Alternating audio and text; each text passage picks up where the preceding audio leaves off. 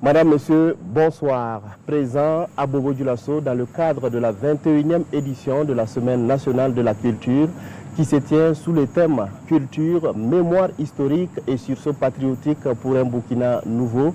Le chef de l'État, le capitaine Ibrahim Traoré, s'ouvre une fois de plus au Burkinabé à travers la presse. Cet entretien est inédit dans la mesure où c'est la première fois que le président de la transition s'entretient avec des journalistes à Sia, la capitale économique et culturelle du Burkina Faso. Bonsoir, Monsieur le Président. Bonsoir. Merci de nous faire l'honneur de nous recevoir ici, au pied-à-terre du président du Faso.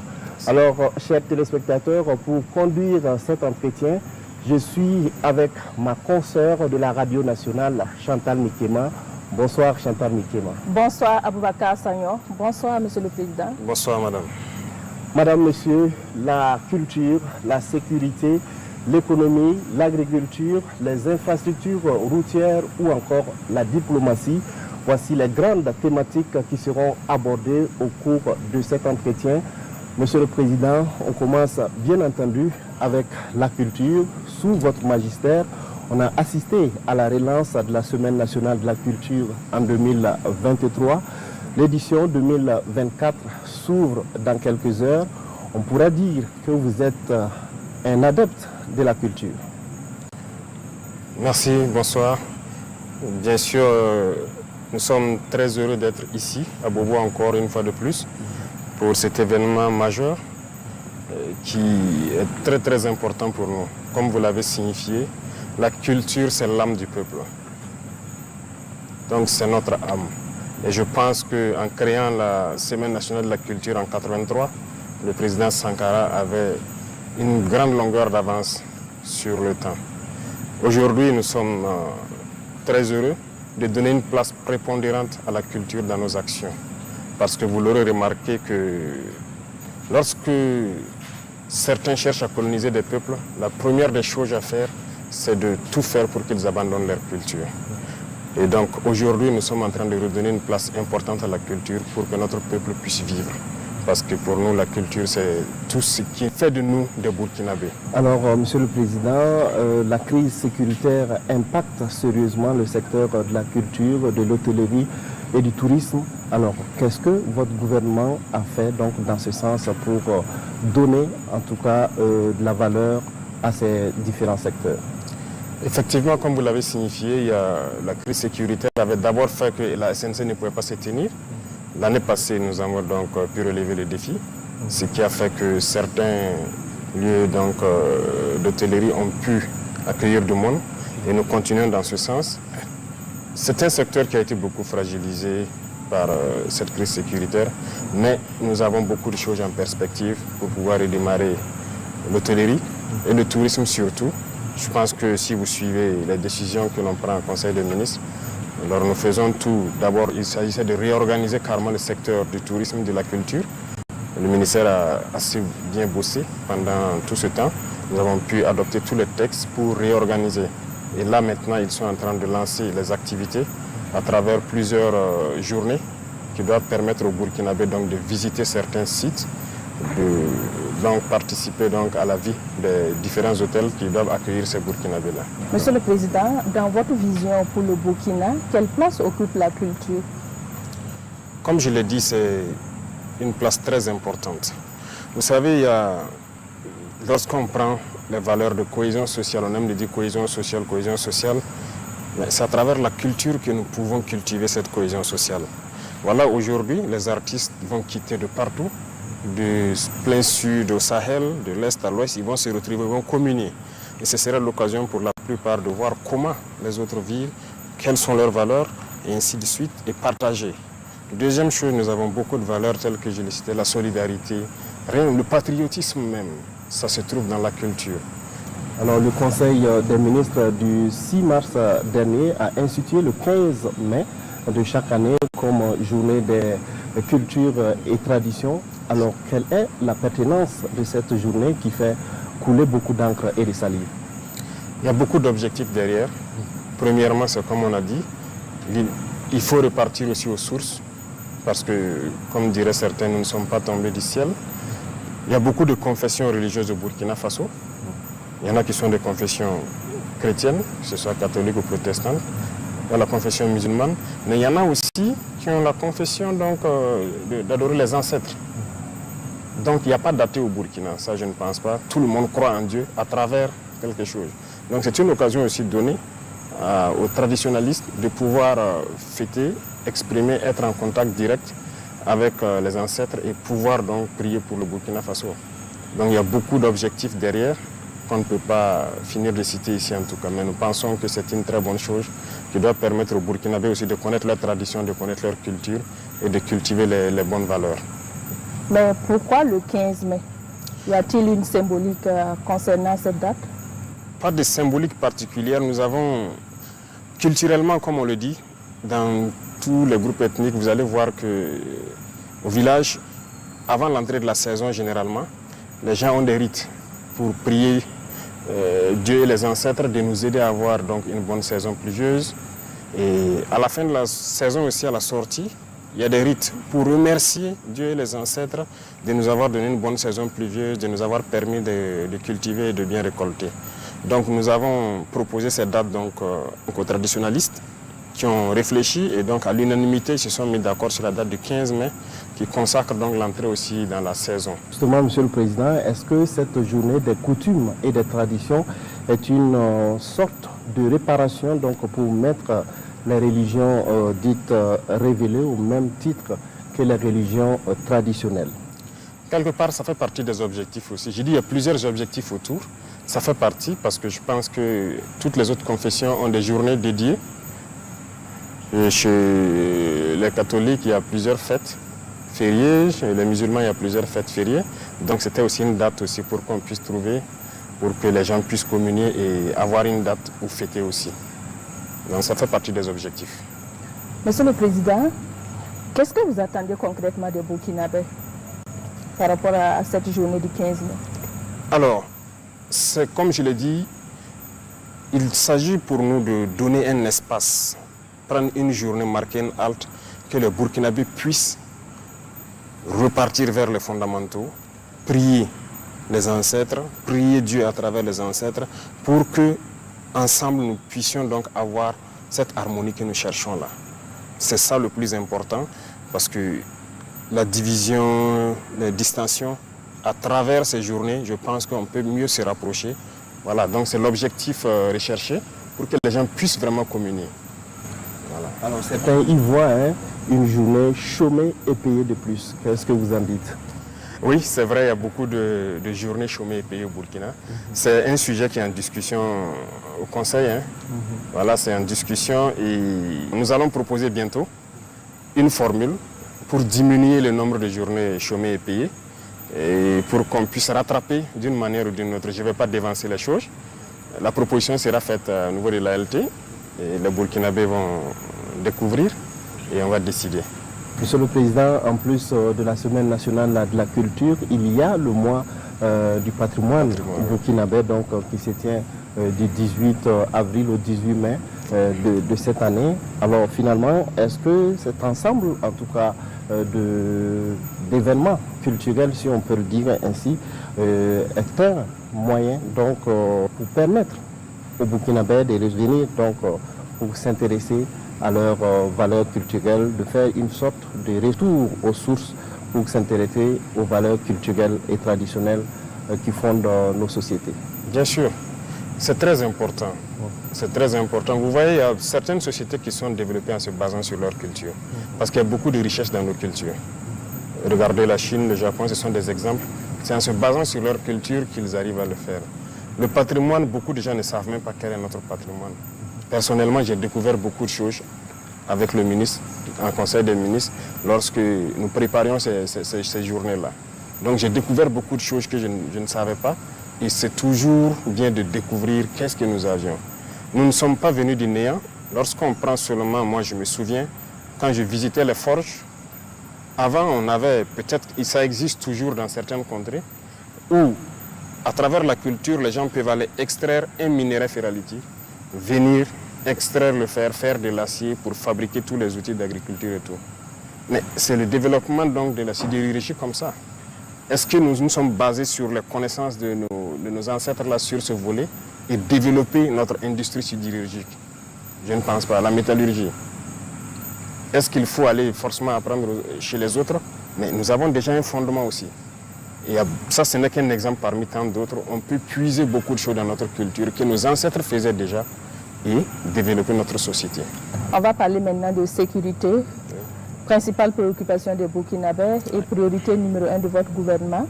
Sous votre leadership, l'armée a acquis et continue d'acquérir des équipements et de matériel de guerre de pointe. Peut-on dire que nos forces combattantes sont maintenant équipées pour anéantir l'ennemi? Oui, l'équipement, nous allons continuer à nous équiper. Comme je vous le disais, on n'est même pas à 15% de ce que nous souhaitons. Dans ce mois de mai, vous verrez beaucoup de choses qui seront là. Et ça va continuer parce que, sachant d'où nous venons, on vient de très loin. Et donc, il faut préparer de sorte que les générations à venir ne connaissent pas ces situations. J'ai eu à le dire le 17 février, si je ne me trompe, en salle. Les gens ont peut-être maintenant compris comment est-ce que l'impérialisme a préparé nos armées pour pouvoir maintenant envoyer le terrorisme et voilà, déstructurer nos États et mieux nous exploiter. Je vous prends un exemple. J'ai parlé en 2020 de comment c'était. Si vous cherchez des militaires qui étaient en opération en 2019, à côté, dans la zone de Pensa, Kelbo, Tauremba et autres, imaginez pendant ce temps, on déployait des militaires 300 à 350 avec une centaine de Kalachnikov, peut-être une dizaine, une vingtaine de gilets. Ils sont là, beaucoup sont vivants, vous verrez. Donc défaut d'équipement. Et lorsque ils sont attaqués, les 200 et quelques, qu'est-ce qu'ils font? Ils sont obligés de courir. Et ça fait que les militaires même avaient surnommé les terroristes les monos, c'est-à-dire les moniteurs. C'est comme à l'école, les moniteurs venaient à 5 heures vous réveiller pour faire le sport, courir. Donc quand ils venaient attaquer à 5 heures, c'était la course. Et lorsque vous perdez confiance comme ça, pour reprendre confiance, ce n'est pas évident. Donc l'équipement avait fait que l'armée avait perdu un peu le visage. Et vous voyez que les terroristes se plaisaient de filmer les militaires en train de courir. Et ils partent galvaniser leurs combattants avec, les recruter et vraiment les mettre moralement au top pour combattre. Aujourd'hui, nous voulons équiper l'armée pour que le soldat reprenne confiance en lui. Lorsqu'il sort, il doit avoir confiance. Déjà, avec le minimum que nous avons, mais vous voyez l'exploit qu'ils font. Ils n'ont pas peur d'aller vers l'ennemi, ça veut dire que les soldats n'ont pas peur. Donc nous allons continuer de fournir des efforts pour mieux nous équiper et faire face. Monsieur le Président, en plus des équipements et du matériel, il y a beaucoup d'efforts également qui est fait pour le recrutement des hommes pour combattre sur le terrain. Bien sûr, ça va de pair. Vous avez remarqué que nous nous trompions énormément. Ce que nous constatons, ce n'est pas ce qu'on imaginait. Ils sont nombreux et aujourd'hui, il faut le reconnaître, il y a beaucoup qui viennent de l'étranger pour combattre au Burkina. Dans les rangs des terroristes, donc des mercenaires qu'on prend et venir, il faut qu'on recrute conséquemment pour mailler notre territoire aussi. Vous êtes dans une dynamique de réorganisation de l'armée. À quel stade en êtes-vous avec cette réorganisation? La première phase, c'était la mise en place de ces unités organiques et combattantes-là, voilà, les bataillons d'intervention rapide, pour répondre et contenir la menace. Parce que lorsque nous avons fait l'évaluation, il fallait ce genre de force-là pour contenir la menace. Là-bas, nous pouvons dire, en tout cas, Dieu merci, nous avons fait un exploit au-delà de ce que nous imaginions. Voilà, nous avons pu former nous-mêmes ces bataillons d'intervention rapide, les équiper entièrement voilà, grâce au peuple. Donc, c'est la première phase. Les autres phases sont en train de suivre actuellement parce que les phases terrain et réorganisation doivent se suivre. Donc les forces seront bientôt relocalisées pour répondre donc à la situation présente. Donc la réorganisation va se poursuivre, d'autres types d'unités vont se créer et dans le cadre de l'AES aussi, il y a des forces qui vont être mises en place pour répondre à ces besoins-là. Justement, Monsieur le Président, vous étiez à Banfora, vous avez dit aux forces combattantes de se préparer à la guerre de haute intensité. Oui. Alors, faut-il s'attendre justement à d'autres réformes au sein des forces combattantes? Oui, des réformes, on peut le dire, c'est dans le sens de la réorganisation. Parce que, comme je l'ai dit là-bas, le terrorisme sera vaincu. Voilà, ces criminels qui se baladent à moto là seront vaincus. Mais il faut se préparer à d'autres types de guerres. Il y a la menace partout, que ce soit autour ou bien la menace qui peut venir de loin. Donc, dans ce cadre-là, c'est une guerre conventionnelle qui peut durer. Donc, il faut se préparer à une guerre de haute intensité. Il faut pouvoir combattre dans le temps et tenir sur le terrain pendant très longtemps. C'est un autre mode de combat. Donc, il faut se préparer à ça et les forces, les différents corps vont avoir un programme d'entraînement et commencer ces entraînements-là. Des résultats tangibles sont quotidiennement engrangés sur le terrain, mais le phénomène du terrorisme semble avoir la peau dure dans certaines localités. Comment peut-on expliquer cet état de fait? Oui, c'est le terrorisme, comme vous le dites. Après le combat, les gens se rendent compte qu'il y a beaucoup d'étrangers dans les rangs. Donc, le Burkina, comme je le disais aux enfants, c'est le cœur. Donc, on cherche à broyer le cœur pour faire peur aux autres. Donc, nous sommes ceux-là qui devons accueillir le maximum. Donc, voilà pourquoi on se prépare conséquemment. Donc, c'est pas que c'est un phénomène nouveau. On s'attend à ça et on s'attend à pire que ça. Mais pour l'instant, je pense qu'on ne peut pas être en même temps partout. Comme vous l'avez remarqué, on ne communique pas beaucoup sur certaines choses, mais c'est zone par zone. Il y a des zones où on a mis beaucoup d'efforts qui sont presque à 100% voilà, conquises. Il y a des zones aussi encore où on est en train de remettre l'effort. C'est petit à petit, nous allons reconquérir donc toutes les portions de terrain parce que en les regardant faire, il faut conquérir et savoir comment consolider. Justement, Monsieur le Président, vous avez parlé tout à l'heure d'acquisition de matériel. Beaucoup de Burkinabés ne comprennent pas. Ils se disent que nous sommes équipés, nous avons des drones de dernière génération, mais on ne comprend pas pourquoi le terrorisme persiste. Rien que ce 23 avril, il y a eu donc des attaques. Comment est-ce qu'on peut expliquer cet état de fait? Alors, nous avons acquis vraiment beaucoup de moyens. Ça, c'est une chose. Les vecteurs aériens, bon, on a pu réussir à former en tout cas la plupart des pilotes déjà. Parce que nous avons anticipé leur formation avant d'acquérir. Sinon, tout moyen qu'on acquiert, il faut former ensuite. Donc, il y a un temps mort. Mais actuellement, avec les vecteurs aériens, nous avons donc cette chance d'avoir déjà des pilotes. Ils sont en activité. Mais, pourquoi il y a des attaques souvent? Il faut reconnaître qu'il y a certaines positions où les chefs d'éléments ne sont toujours pas au sérieux. Ils ne sont pas concentrés.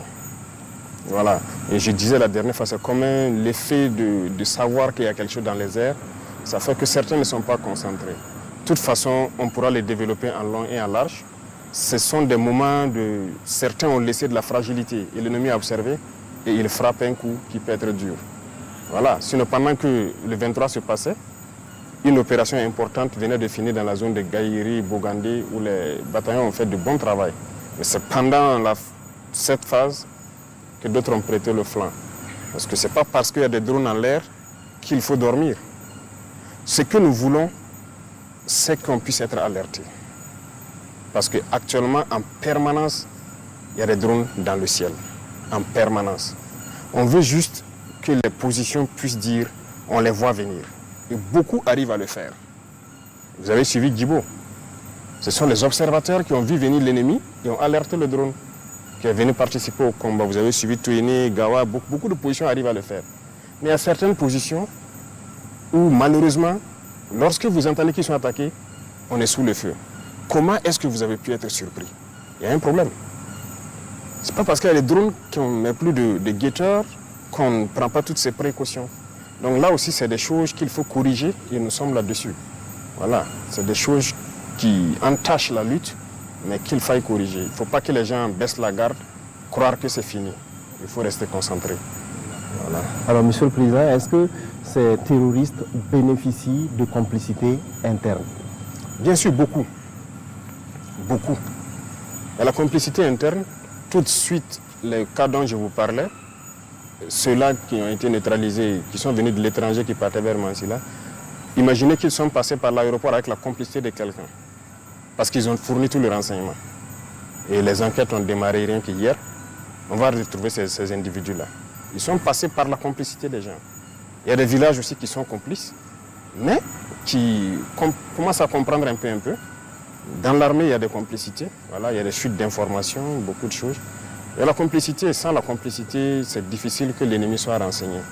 Donc même dans nos villes ici, il y en a qui sont là, des terroristes, qui les renseignent sur tous les mouvements, tout ce qui se passe, voilà. Il y a des complicités. Alors des complicités aussi concernant des velléités de déstabilisation de la transition? Oui, mais ça c'est logique et ça sera permanent. Comme on le dit, nous avons décidé de prendre nos responsabilités pour engager une lutte. Il va de soi que certains qui ont perdu leurs privilèges et leurs avantages se dressent contre nous. Maintenant, c'est à nous d'être vigilants. C'est ce qu'on fait. Et donc, ces velléités de déstabilisation, c'est courant. Donc, on est là-dessus. Ça sera permanent, ça, on est sûr. Voilà. Alors, on constate également une certaine forme, j'allais dire, de campagne de diabolisation des forces de défense et de sécurité, à travers la presse internationale, par exemple. Ah oui, ça, c'est logique. Ces presses internationales se battent pour leur pays. C'est normal. Ceux-là qu'on a fermés ici, tout ce qu'ils divulguent comme information, c'est pour les intérêts de leur pays. Mais ce qui nous écœure, c'est souvent même les presses locales qui relaient ça. C'est ça qui est dangereux.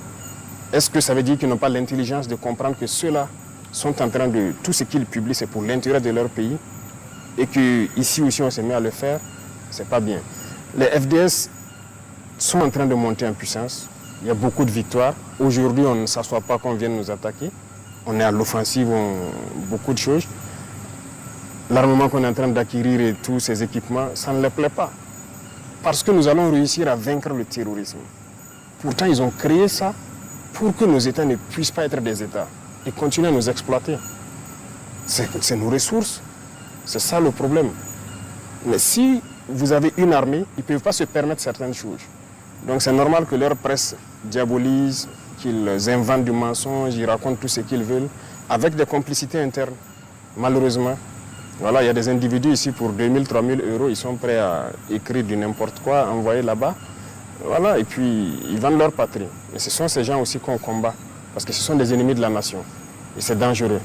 Il ne faut pas aussi que nos presses se prêtent à certains jeux. Lorsqu'ils publient des choses là-bas, nous ici on prend. Quelle est la valeur ajoutée? Quelle est votre partition dans cette lutte-là? Et ils se battent pour les intérêts de leur pays là-bas. Pourquoi vous aussi vous allez les suivre? Même s'ils vous financent ou je ne sais pas quoi. C'est pas logique. Alors, parlant donc de combat sur le terrain, beaucoup de zones ont été reconquises justement grâce aux forces combattantes. Des PDI ont été réinstallés. Aujourd'hui, est-ce qu'on a des chiffres?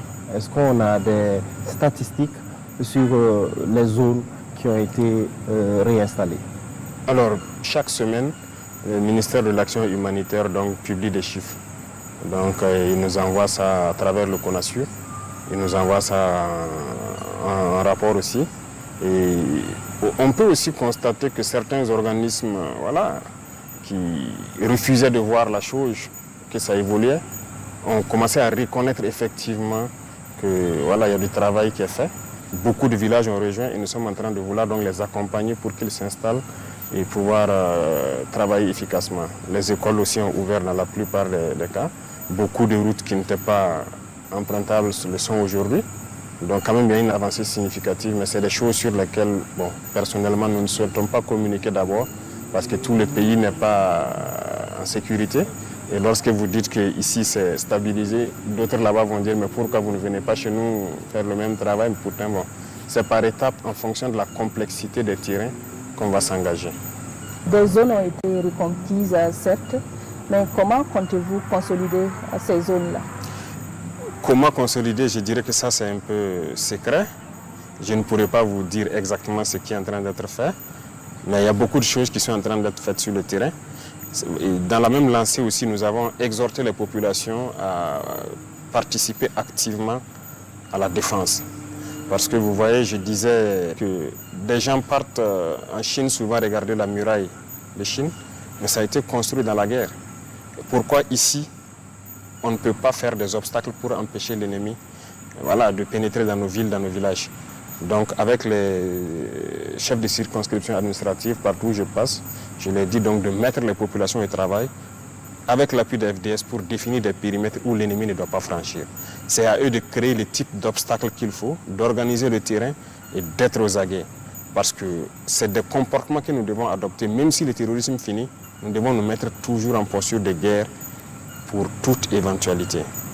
Donc les autres leviers de consolidation, je ne peux pas vous les détailler ici. D'accord. Voilà. D'accord. Alors, monsieur le président, des officiers et sous-officiers de l'armée ont été radiés donc pour fautes lourdes. Peut-on en savoir davantage sur ces fautes? Oui, c'est vrai que depuis un temps, il y a eu des cas. Lorsque vous êtes en guerre, un officier, on le confie des hommes. La vie des hommes est entre vos mains. Vous devez les commander et prendre toutes les mesures pour qu'ils puissent combattre et vaincre. Il peut arriver que vous combattez jusqu'à épuisement de vos moyens. Ça peut arriver. Là, vous êtes mort en héros. Mais lorsque l'officier ne prend pas toutes les mesures pour que ces hommes puissent combattre, les hommes ne sont pas... ils ne répondent pas d'eux-mêmes. Ils ont été formés pour exécuter des ordres. Je vais vous donner quelques exemples. Lorsque on a le renseignement de probables attaques, c'est diffusé. On peut avoir une zone. Et dans la zone, si on a plusieurs positions, on va les dire, il est possible qu'il y ait des attaques. Nous serons à côté. Il y a les drones qui seront pas loin, en tout cas à équidistance des différentes positions. Mettez-vous en alerte. Ça veut dire qu'il faut guetter. Et ça, c'est des cours que les officiers apprennent à l'école. Le poste d'observation, le poste de guet, tout le monde l'apprend. C'est toi, tu dois placer tes hommes à une bonne distance de ta base pour t'alerter quand on voit l'ennemi venir. Parce que l'ennemi pousse souvent ses motos, il ne va pas rouler. C'est rare qu'il roule venir. Donc, tu dois avoir un dispositif qui te permet de te renseigner. Et c'est à partir de ce moment que vous alertez à l'arrière. Aujourd'hui, toutes les positions ont minimum 2 moyens de communication, sinon 3. Et on a fait en sorte que toutes les positions soient en liaison directe avec le pilote de drone. Donc ils n'ont pas besoin de passer même par leur chef pour appeler le drone et dire « je vois ça, venez traiter ». Donc tout est réuni. Et autour, on a fait quand même une organisation du terrain pour permettre aux gens de combattre. On veut juste l'alerte. Ok, les guetteurs ont signalé ça. Et les avions vont intervenir. Et lorsque le renseignement est diffusé, et qu'on prend souvent le soin d'envoyer des missions, aller voir des dispositifs, vous dire d'aménager ça, de faire ci, d'organiser le terrain, vous ne faites rien. Un officier, vous ne dites pas aux hommes, il y a ce cours-là que tout le monde fait, l'OTC, organisation du terrain, camouflage. On vous alerte qu'il y a une attaque probable dans la zone, vous ne faites rien. Et subitement, on apprend, on est sous le feu. Comment vous pouvez comprendre? Et regardez, depuis un bout de temps, c'est la journée. Djibo a été attaqué en pleine journée. Heureusement, ils ont vu venir. On a pu intervenir à temps. Regardez Solé. C'est la journée. On n'a pas été alerté. Pendant que le drone était à côté. Tankwalou, en pleine journée. Pas d'alerte. C'est le drone qui a vu lui-même. Taouri, en pleine journée. L'autre jour, le 23 dernier, Sanga, pleine journée. Il y a des choses qui font mal. Donc, quand les pilotes apprennent qu'ils sont à côté, 15-20 km, et on ne les alerte pas. Peut-être qu'ils sont en train de chercher ailleurs, parce qu'ils ont beaucoup de positions en même temps, et vous vous faites surprendre en pleine journée. Comment est-ce qu'on peut expliquer ça? C'est une faute grave. Vous avez sacrifié vos hommes. Un officier, il ne dort pas. Il se repose. Mais vous n'avez pas le droit de dormir. Et tout ce que vous commandez aux hommes de faire, ils vont le faire. Si l'homme n'exécute pas, vous les punissez. Jusqu'à la radiation aussi. Donc il y a des responsabilités et c'est lourd. Et les gens doivent se réveiller. On a eu des cas où des gens signalent l'arrivée d'ennemis. Les drones arrivent et ils les demandent donc c'est quel côté. On observe, on ne voit pas. Il dit non, on avait signalé là-bas. On dit qui a signalé? Est-ce que tu as quelqu'un? Vous voyez les antennes, les pylônes là? Presque dans toutes les communes, il y a des pylônes. On dit aux gens même de monter là-bas et guetter au loin, ça vous permet de voir en profondeur. Ils ne le font pas. Les pilotes le demandent, est-ce que tu as mis quelqu'un dans l'antenne pour observer au loin, pour nous guider? Il dit oui. Et le pilote lui répond, vous mentez, je suis à votre verticale, il n'y a personne sur l'antenne. Il se rend compte maintenant que c'est la réalité. Mais vous mentez à qui? Ça, ce n'est pas un comportement d'officier. On a connu ces cas, beaucoup de cas comme ça. Donc, on ne peut pas être soucieux de la vie de vos hommes plus que vous-même l'officier sur le terrain. Donc voilà pourquoi, avant l'année passée, en J, on avait dit ceux qui veulent quitter l'armée n'ont qu'à quitter. Il y a une note du ministère de la Défense. Si vous ne quittez pas, vous allez assumer si vous fautez.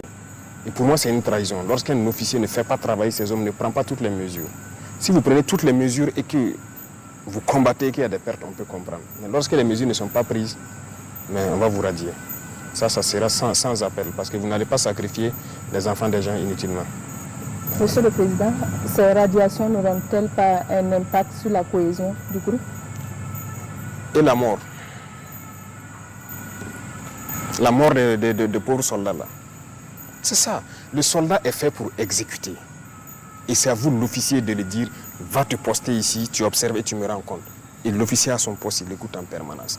C'est à vous, l'officier, de dire le matin, faites des obstacles ici. Si vous ne comprenez pas, le soldat meurt. Ça entache plus la cohésion. Il faut assumer. Et c'est ce qu'on a reproché d'ailleurs aux gens dans le passé. Hein. Il faut être ferme souvent. Voilà. La guerre ne se fait pas dans le laxisme parce que ça se paye cash. Ça se paye cash. Moi, j'ai été sur le terrain. Les hommes qui ont été sur le terrain me connaissent. On peut me trouver dur là-bas, mais on s'entend très bien. On va combattre, mais on va revenir vivant. Il n'y a pas de cohésion dans cette hypocrisie. Non, non, non. On préfère que les hommes puissent combattre, venir raconter leur bataille. C'est ça le plus important. Monsieur le Président, parlons maintenant de coopération militaire au sein des pays de l'Alliance des États du Sahel. Alors, quelles sont les actions concrètes qui ont été entreprises depuis la création donc, de cette alliance pour combattre le terrorisme sur le terrain? Merci, il y a eu beaucoup d'actions concrètes. Et c'est très réjouissant ce qui se passe sur le terrain. C'est devenu les mêmes armées. Il y a beaucoup d'actions qu'on ne peut même pas finir de citer.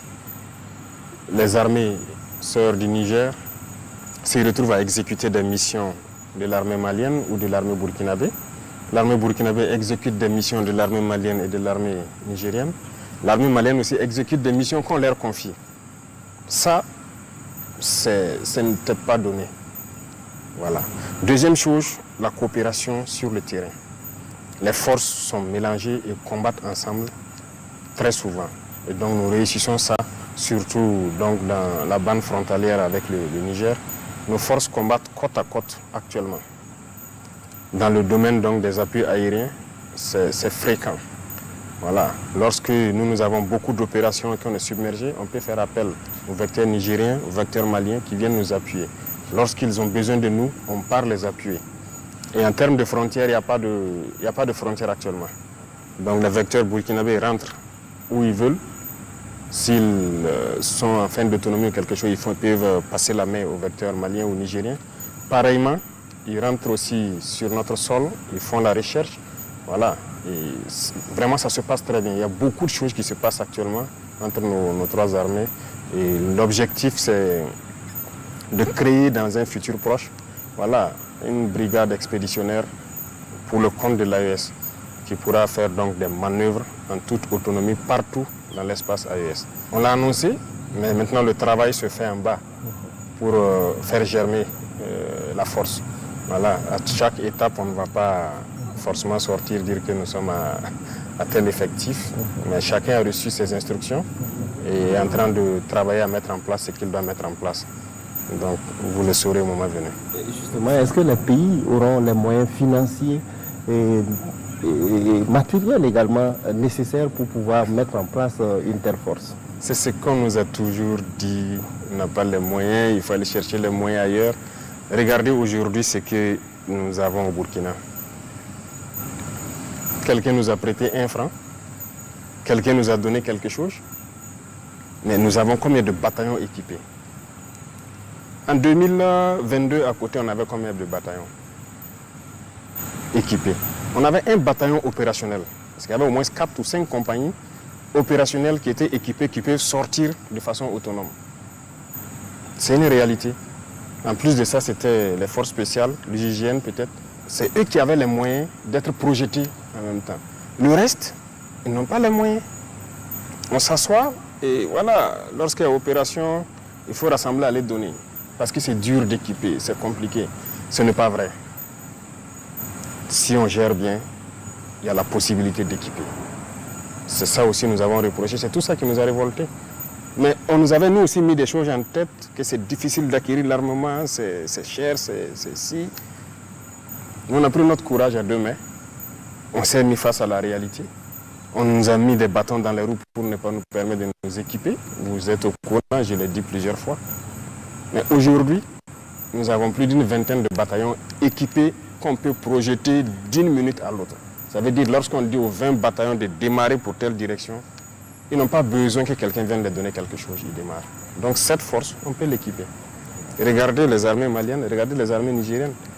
La dernière fois, vous voyez l'équipement du Niger qui passait par là pour rentrer au Niger. Donc nous pouvons nous équiper. On n'a pas besoin d'un appui. Monsieur le Président, aujourd'hui, quel bilan faites-vous? Bilan d'étape de la guerre contre le terrorisme? Le bilan, c'est long à faire. Donc je viens de vous expliquer d'où est-ce que nous venions. Je ne dirais pas de zéro, mais en tout cas, il n'y avait pas quelque chose de substantiel pour faire la guerre. Aujourd'hui, nous pouvons contenir la menace. Ça, c'est une chose. L'armée a retrouvé plus ou moins sa capacité de combattre. Aucun soldat ne va aller aujourd'hui sur le front sans armes, ne va aller sans moyens de protection, ses gilets, casques et trucs, les munitions et autres, tous ces VDP. Le maillage a changé, et ça fait qu'on a occupé plus le terrain. Il y a beaucoup de zones où on n'avait pas de présence de force, où il y a aujourd'hui de la présence. Et ça fait que, bon, dès que la présence, les populations aussi rejoignent. Donc ça, c'est une avancée majeure. Et maintenant, la réorganisation de l'armée pour l'adapter aux réalités actuelles, ça aussi, c'est une avancée majeure. C'est tout ça qui permet d'avoir des résultats sur le terrain. Mais on n'a pas peut-être le temps de détailler point par point, au risque de revenir sur des choses qu'on avait déjà dites. Donc, il y a beaucoup quand même de choses qui sont faites. D'accord. Alors, Monsieur le Président, justement, nous sommes en guerre, mais il faut préparer également l'après-guerre. Comment comptez-vous réorganiser l'armée après la guerre? Oui, l'après-guerre, dès qu'on est en guerre, c'est pour préparer l'après-guerre aussi. L'armée doit participer, pour nous, l'armée doit participer activement à la vie de la nation. Rien qu'aujourd'hui, en Conseil, nous avons parlé d'un certain nombre de sujets où l'armée doit intervenir dans plusieurs domaines.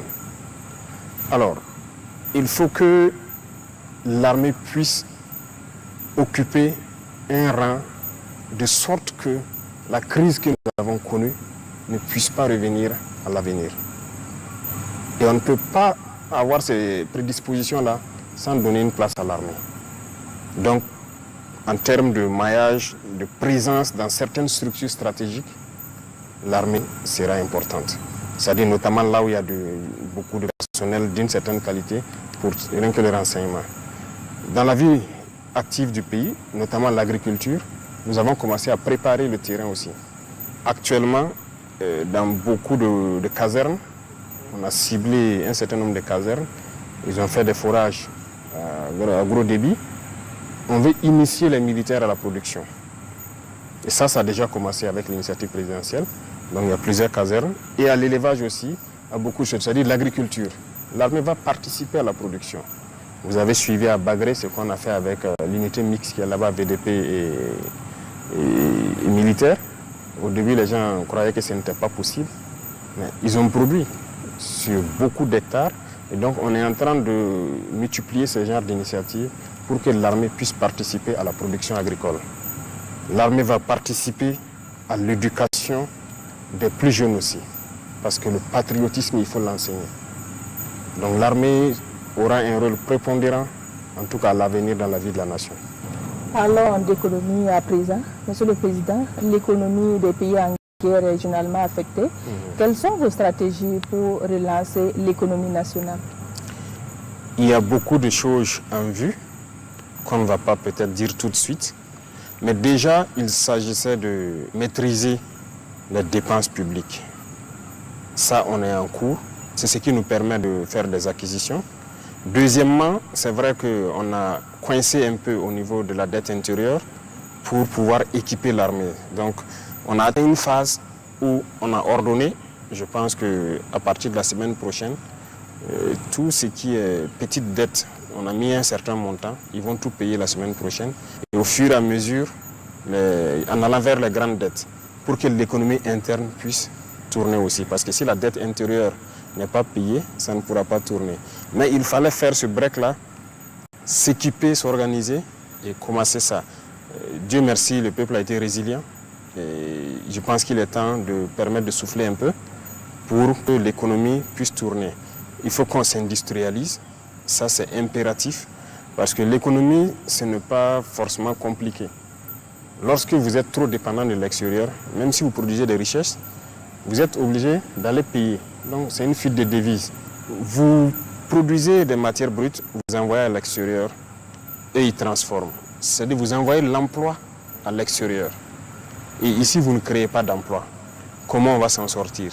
Donc voilà pourquoi aussi nous avons lancé un processus d'industrialisation pour pouvoir employer les jeunes, mais aussi pour éviter que nos devises ressortent. Et d'autres secteurs importants, ce sont nos richesses naturelles. On a pu évaluer plus ou moins. Ce n'est pas que l'or. Ici, nous avons beaucoup de choses très intéressantes. Quand vous prenez rien que la construction, le ciment, ici au Burkina, nous avons le calcaire. Mais en plus du calcaire, nous avons découvert donc que nous avons un type d'argile très bien qui peut remplacer le clinker. Donc, nous sommes en train de réfléchir à toutes ces technologies, comment mettre des usines sur place qui vont permettre de transformer tout ça sur place. Ça va éviter que nos devises se retrouvent donc à l'extérieur. Donc, il y a d'autres volets que nous ne pouvons pas développer ici dans ce secteur-là, mais en tout cas, on a de bonnes perspectives. Monsieur le Président, vous venez de le dire, donc il y a de l'espoir pour les entreprises et les particuliers qui avaient des factures impayées. Oui, oui, beaucoup d'espoir. J'ai demandé à voir la liste de toutes les entreprises qui avaient des dettes. J'ai même vu des entreprises qui ont des factures de moins de 5 millions qui traînaient au trésor et tout, qui ne sont pas payées. Donc nous avons ordonné, nous avons fait un planning. Toutes ces entreprises, jusqu'à une certaine facture, ça sera payé donc normalement la semaine prochaine. Et après, il y aura une deuxième session pour éponger petit à petit. Mais il fallait faire un planning pour vraiment pouvoir assurer et assurer aussi un minimum au côté sécurité et défense. Voilà. Justement, est-ce que vous avez un mot à l'endroit des Burkinabés qui continuent de contribuer à l'effort de guerre? Nous ne rendons grâce qu'à Dieu qui nous a permis d'expliquer au peuple qui a compris. C'est tout ce que nous pouvons dire, nous rendons grâce à Dieu pour ça. Et le peuple a compris notre mission, notre vision, l'objectif. On les remercie. C'est cette contribution qui permet au Burkina de bander les muscles et de faire ce qu'il doit faire pour survivre. Sans la contribution du peuple, sans cette acceptation de cette stratégie qu'on a développée pour amener le peuple à contribuer, ce n'était pas possible. Ça allait être difficile, très difficile. Parce que l'allure à laquelle nous sommes partis, c'est grâce au peuple. Sinon, comment est-ce qu'on allait pouvoir équiper, comme je dis, autant d'hommes dans un laps de temps? On allait peut-être prendre 2-3 ans pour les équiper à ce niveau-là. Mais le peuple a compris, on a mis beaucoup de mesures. Ils ont compris, donc on ne peut que dire merci à Dieu et merci au peuple qui a compris vraiment la mission.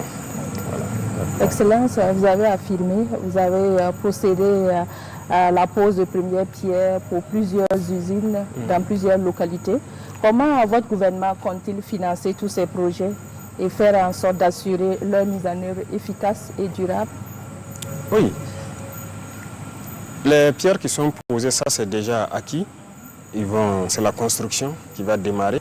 Mais il y a des usines qu'on était en train de construire depuis l'année passée, certains qu'on va inaugurer avec certains partenaires privés.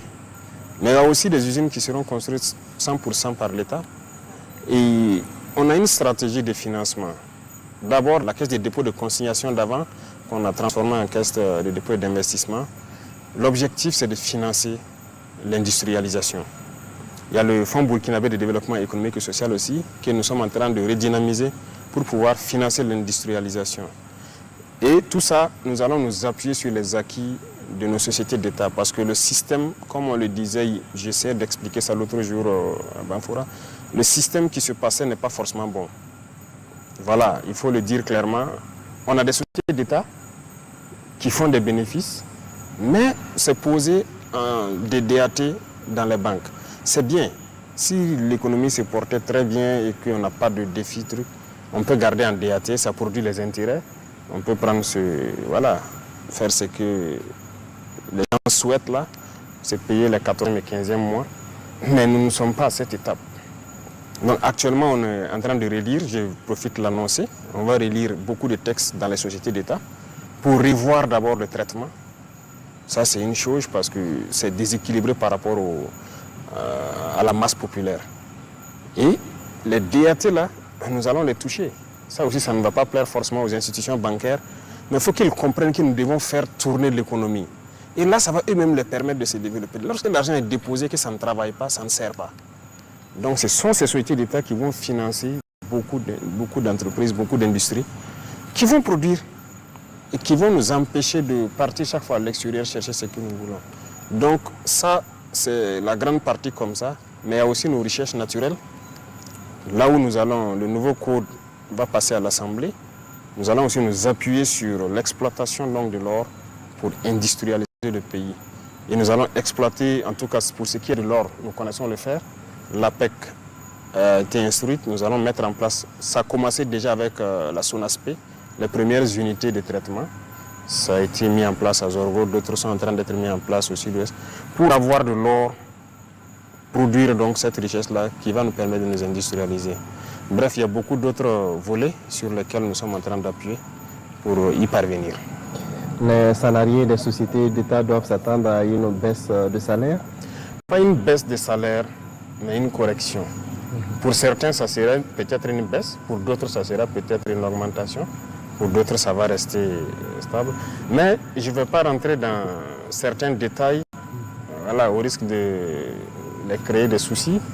Mais la manière dont ça se passe, ce n'est pas bien. D'abord, c'est trop disparate. Chaque société fonctionne de sa façon. Que ce soit la grille salariale, que ce soit les conseils d'administration, chacun décide de comment se rémunérer. Ce n'est pas bon. Il faut équilibrer tout et avoir un principe. Voilà, donc c'est ce que nous sommes en train de faire. Donc dans le principe, peut-être que certains verront leur salaire baisser, mais c'est pour la masse populaire qu'ils le comprennent. Voilà. Le président, on dit que les structures ne sont pas les mêmes. Oui, les structures ne sont pas les mêmes, mais on a dit sociétés d'État. Ouais. Donc tout doit contribuer à ce que l'État puisse donc avoir quelque chose, parce que l'État c'est quoi? Partout où nous passons comme ça, les gens demandent les routes. Comment on fait? Il faut les construire. Il faut les construire. Les gens n'ont pas l'eau potable. Il faut faire assez de forêts. Il y a tellement de défis au Burkina. Mais il faut qu'on utilise. On ne peut pas être là à avoir des millions par mois de salaire pendant que d'autres boivent l'eau dans un marigot. Non. On va équilibrer pour pouvoir servir ceux qui sont dans les villages qui ont des besoins primaires. Voilà. Et les gens qui vont nous excuser, hein, c'est comme ça. Il faut équilibrer un peu. Voilà. Alors, Monsieur le Président, l'APEC, l'entrepreneuriat communautaire est une de vos priorités. Alors, aujourd'hui, est-ce que vous fondez beaucoup d'espoir, en tout cas, sur ce type de développement endogène? C'est impératif. C'est ce que nous devons faire. Et nous allons même innover encore, parce que je disais, des régions ont des spécialités en termes de production. Nous allons voir comment mettre en place des unités de transformation dans chaque région à travers sa spécialisation. Et l'APEC va développer sûrement un modèle local à travers donc, les opérateurs économiques des dites régions et l'État va accompagner. Donc l'APEC devra réorganiser. Il faut qu'on se finance nous-mêmes nos entreprises. Voilà. Beaucoup de gens ont de l'argent, mais ils ne travaillent pas avec. Il faut qu'on les amène à se mettre ensemble, à mettre quelque chose comme base et l'État va accompagner pour créer des unités de transformation. C'est ça qui va faire employer des gens et eux-mêmes, ça va les permettre d'avoir encore plus de marge de manœuvre. Voilà. Donc, on fonde beaucoup d'espoir sur ce développement endogène-là. Qui parle d'économie, parle de corruption. Vous l'avez reconnu, vous n'êtes pas satisfait des résultats de lutte contre la corruption. Peut-on dire que vous êtes impuissant face à ce fléau? C'est un fléau qui a gangréné notre société. C'est un système qui a été installé depuis des décennies. Et chaque jour, vous voyez, c'est un système qui est comme plusieurs milliers de nœuds. Vous détachez, vous voyez quelque chose encore. Vous détachez, vous découvrez quelque chose. Donc tous les jours, moi je découvre. Je découvre. Et plus vous découvrez, plus vous êtes révolté. Mais c'est un système qui a été mis en place et qui a détruit vraiment voilà, notre pays. Mais aujourd'hui, moi je peux dire que beaucoup ont compris et commencent à quitter un peu eux-mêmes la situation. D'autres aussi, par les dénonciations, arrivent à nous faire voir beaucoup de choses. Regardez le domaine de l'agriculture par exemple. Imaginez qu'on donne de l'engrais, l'État subventionne pour les paysans, mais il y a une pratique qui est là depuis des décennies. Les agents même, avec la complicité de certaines autorités locales là-bas, ils vendent, ils volent, ils vendent au prix qu'ils veulent aux paysans. L'engrais subventionné n'arrive pas aux paysans. On est en train d'enfermer beaucoup. Beaucoup. Ça fait que je disais au ministre qu'il va se préparer à recruter. Mais c'est les agents du ministère. Mais c'est des dénonciations. Donc ça veut dire que le Burkinabé a commencé à comprendre que la corruption ne peut pas nous permettre de nous développer. Il y a une structure qui est en train d'être créée. Ça sera dans tous les ministères et la structure centrale sera la présidence, où les dénonciations vont se faire. On va mettre tout le processus en branle jusqu'à voilà, prendre les individus impliqués et récompenser ceux qui auront dénoncé. Donc, ce n'est pas fini d'abord. On a pris le décret de dénonciation, mais il y a un organe qui est en train d'être créé pour gérer tout ça. Alors, en ce qui concerne l'agriculture, votre gouvernement a lancé l'initiative présidentielle pour la production agricole. Alors, démontrant ici votre engagement en faveur du secteur agricole, alors quels sont vos objectifs à travers cette initiative? L'initiative présidentielle est là, l'offensive agro-pastorale est là. L'objectif, c'est qu'on atteigne l'autosuffisance alimentaire le plus vite. Parce que, comme je l'ai dit, la souveraineté alimentaire, c'est très important. On ne peut pas continuer d'avoir des Burkinabés qui ont faim. Donc, il faut qu'on produise. Et l'expérience a montré qu'on ne peut pas se développer sans l'agriculture. Et même dans les zones où il y a les terres les plus arides, ils essaient de transformer l'environnement pour cultiver. Et nous nous sommes engagés à accompagner beaucoup les producteurs. Donc, normalement, dans quelques jours, nous allons donc lancer un programme d'appui aux agriculteurs pour qu'ils rentrent dans la saison. Vraiment, c'est les aider au maximum à travers de l'équipement pour qu'ils puissent labourer le maximum des champs. On va les accompagner en termes de semences, en termes d'engrais, pour qu'ils puissent produire au maximum. À travers l'initiative, on a lancé l'année passée sur une expérimentation sur environ 14 000 hectares. Nous avons vu les résultats. Donc on a compris que les paysans ont besoin juste d'être accompagnés. Si on leur donne l'accompagnement qu'il faut, ils vont se lancer. Donc c'est notre objectif d'atteindre l'autosuffisance le plus vite possible. Il y a également, Monsieur le Président, la production du blé que vous avez lancé à Bagré. Alors la culture du blé au Burkina, est-ce une nécessité? C'est une nécessité.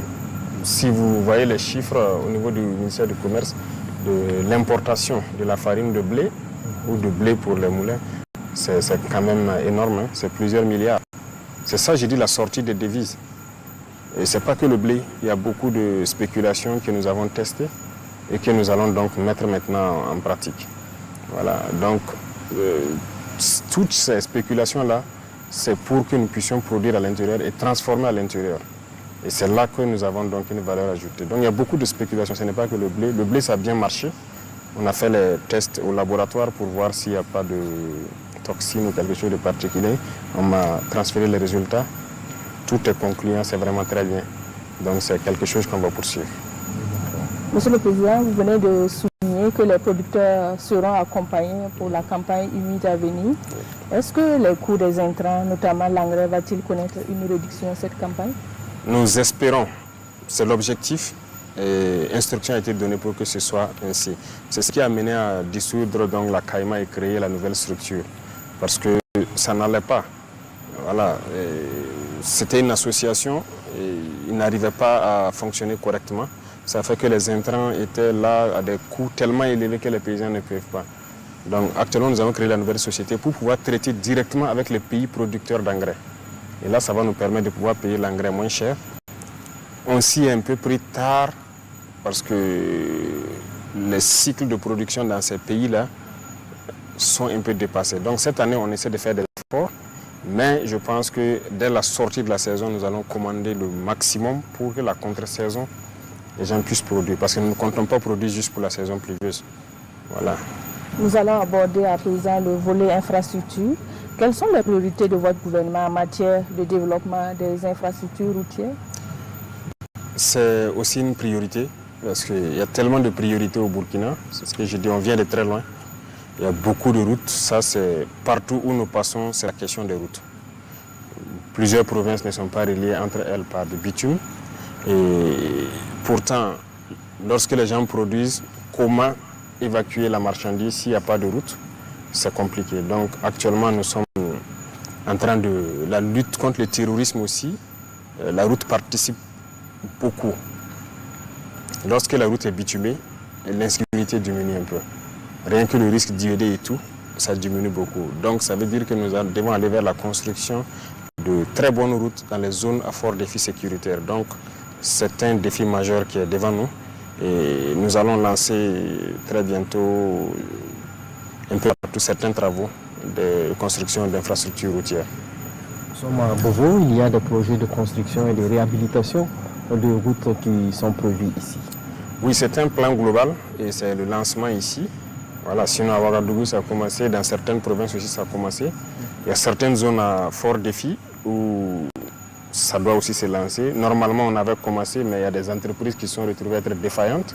Ils ne sont pas en mesure de faire, donc on était obligé de résilier certains contrats et recontracter actuellement avec de nouvelles entreprises qui vont se déployer. Donc c'est un peu sur le plan national, hein. Il y a beaucoup de routes qui doivent être faites. Notamment ici à Bobo, il y a la route de Ourodara que nous allons poursuivre jusqu'à la frontière. Il y a la route de Banfoura qui est un projet, beaucoup d'autres routes. Voilà, au niveau de Pau, de Ouargaï, il y a beaucoup de routes qui doivent démarrer. Et nous espérons que les entreprises soient assez fortes pour pouvoir nous accompagner. Monsieur le Président, qu'est-ce qui a motivé la mise en œuvre de l'initiative présidentielle pour le développement communautaire exécutée par le Bureau des grands projets du Burkina? Oui, c'est une initiative qui n'a pas véritablement commencé. Ça a commencé par de petites actions d'abord, notamment certaines infrastructures routières à l'intérieur des communes, certaines communes. Mais ça doit se poursuivre parce que dans ça, nous voyons le développement de certaines infrastructures routières, l'assainissement, mais même le développement aussi des différentes communautés à travers voilà, la production, la transformation locale sur place. Donc on veut encourager beaucoup les petits métiers aussi. Donc c'est tout un ensemble de facteurs comme ça qui sont réunis dans cette initiative. D'accord. Alors, Monsieur le Président, on va parler maintenant de diplomatie. Alors, comment se porte la coopération avec les pays voisins du Burkina? On a déjà parlé de l'AES. Avec les pays voisins du Burkina, comment est-ce que la coopération se porte? Bon, il faut le dire, ça va plus ou moins. Avec certains pays, il n'y a pas de problème. Avec d'autres aussi, il ne faut pas avoir on ne va pas continuer à faire de l'hypocrisie. Il y a des soucis avec certains pays. Voilà, ça, il faut le reconnaître. Et nous sommes là-dessus et nous espérons que chacun comprendra. Parce qu'au début, nous avons eu un peu de soucis. En octobre, novembre 2022, alors je vais vous dire clairement, on a été approché par beaucoup d'émissaires, notamment des pays du Sud. Chaque fois, c'était peut-être nous dire de négocier en quelque sorte avec les terroristes, parce qu'ils veulent un couloir, ils veulent juste faire le trafic, ça veut dire laisser une portion du terrain, et voilà, ils vont nous laisser tranquilles. Nous avons dit que ce n'était pas possible parce que nous sommes burkinabés. On préfère mourir dans la dignité que de négocier donc, les conditions de notre esclavage. Négocier avec ces gens-là, c'est négocier les conditions de son esclavage. Donc j'ai compris la mentalité de certains et j'ai conseillé beaucoup que ce n'était pas une bonne idée de négocier. Mais bon,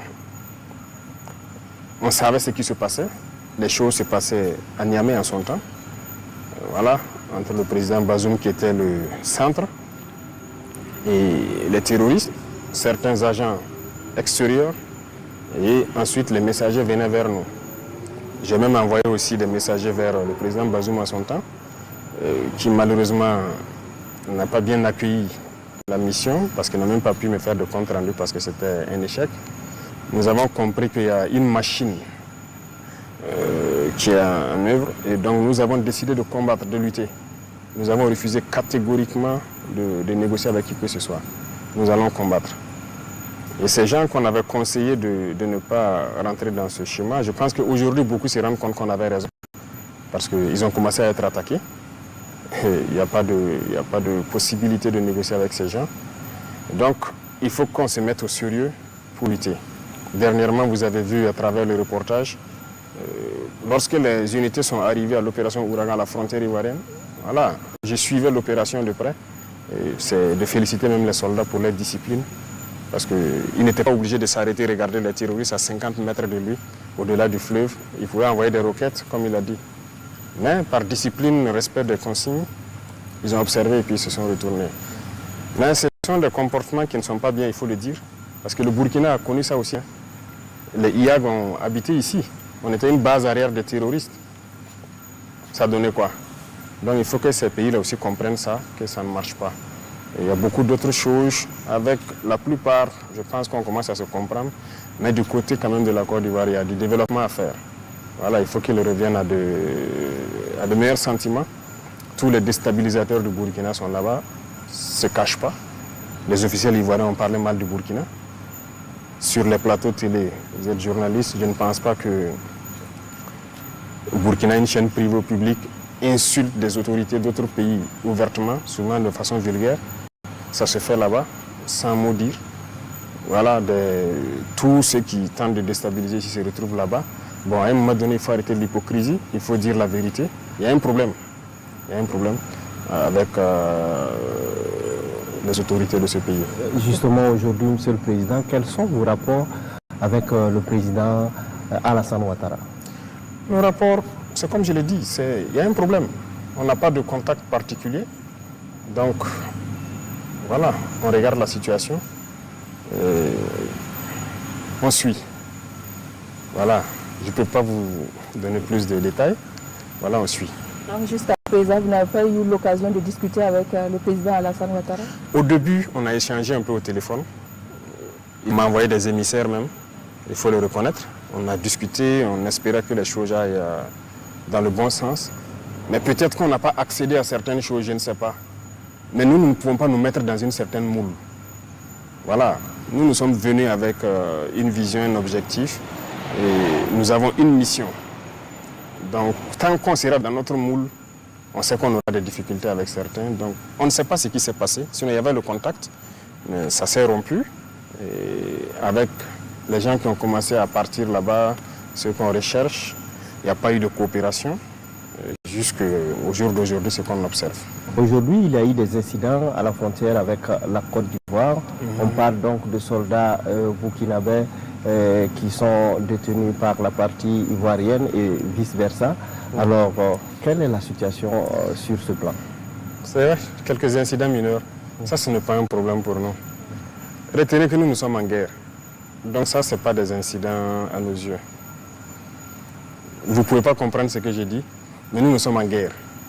Et nous sommes préparés à tout. Donc ça, ce n'est pas des incidents.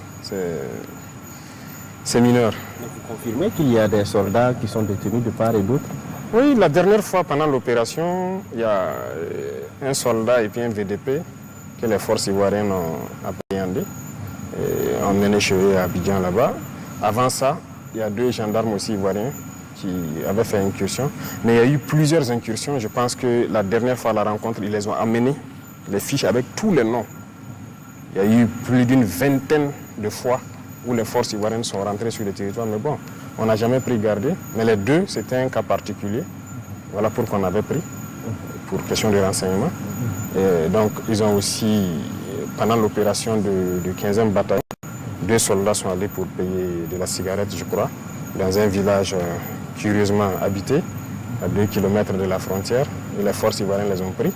Mais je suis curieux de voir qu'ils étaient présents, ils ont pu appréhender les 2 soldats et que tous ces terroristes qui sont rentrés, ils n'ont pas réagi. Donc c'est un incident isolé, nous on continue le combat.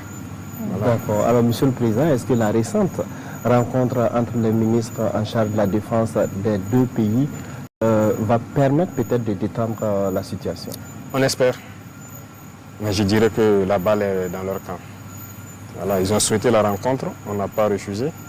Ça s'est bien passé, ils ont eu des échanges, on les regarde maintenant. Voilà. Il y a des gens qui sont poursuivis, qui sont là-bas, il y a des gens qu'on va poursuivre.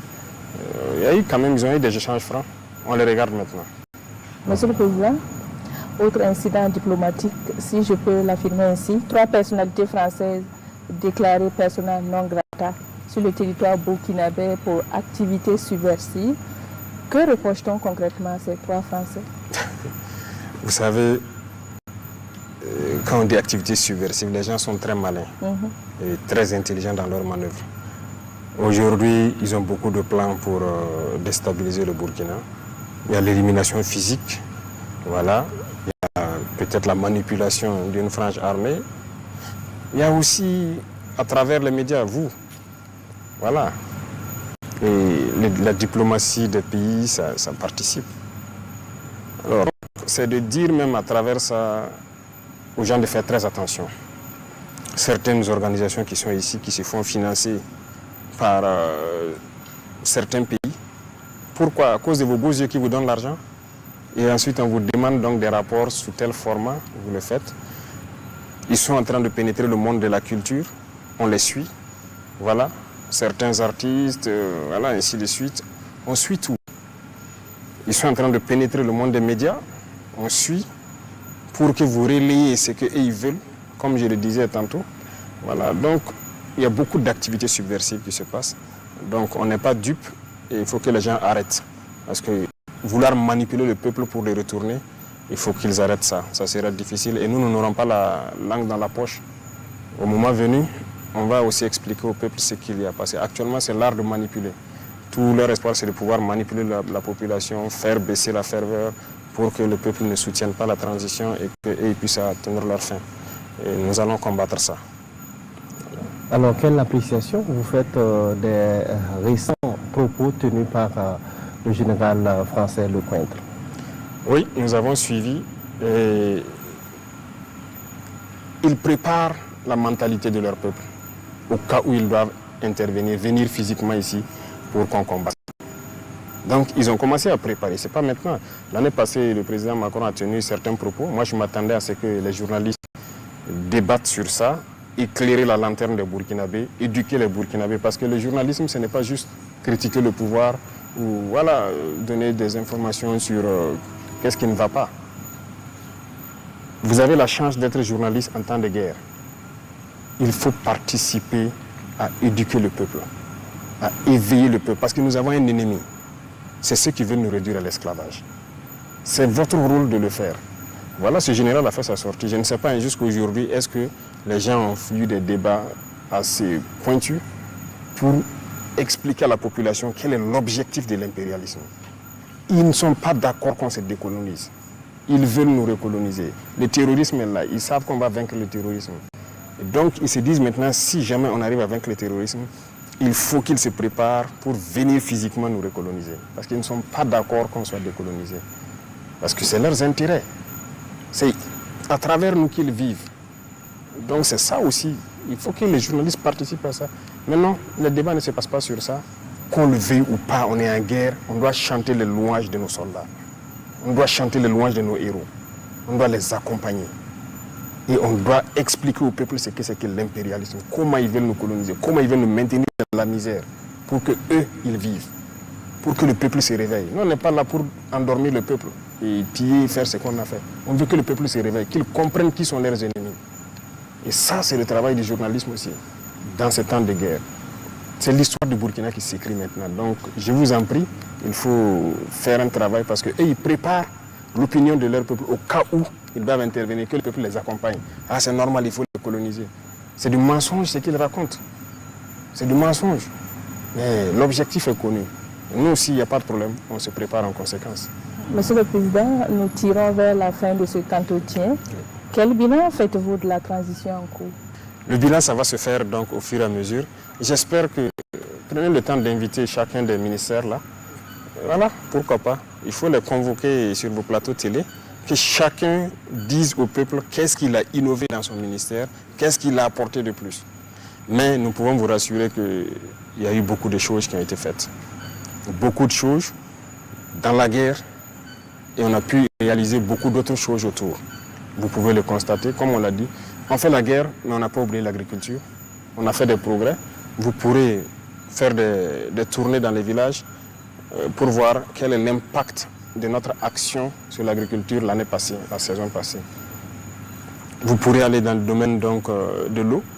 Il y a tellement, beaucoup de fourrages ont été creusés, beaucoup de populations qui n'ont jamais connu l'eau potable. Il reste encore beaucoup à faire. Dans le domaine de la santé, il y a eu beaucoup d'évolutions aussi. Voilà, ce n'est pas seulement la baisse des prix de certaines prestations maintenant. Dans les villages, on est en train de réorganiser carrément les systèmes. Et la gratuité, là, nous voulons que ce soit effectif et on est là-dessus. On est en train de développer des industries qui puissent appuyer vraiment la santé. Et beaucoup de choses dans ce domaine aussi. L'industrialisation, ça, bon, on ne va pas en parler. On a pu faire un peu, mais notre objectif est très grand. Il faut que partout, les industries poussent. Voilà, dans le domaine des PME, on a pu alléger beaucoup de taxes, ainsi de suite. Ça a permis aux gens de pouvoir créer beaucoup de petites entreprises qu'on est en train d'essayer donc d'accompagner. Donc les différents fonds dont on vous parle, qu'on est en train de restructurer et fournir pour que les jeunes puissent pouvoir être financés à partir de là-bas, parce qu'ils ont dit que dans les banques c'est un peu compliqué avec la question de garantie. Voilà, donc dans tous les domaines, il y a eu beaucoup d'avancées. Et je vous exhorte à les convoquer et qu'ils disent au peuple individuellement tout ce qu'ils ont pu faire. D'accord. Voilà.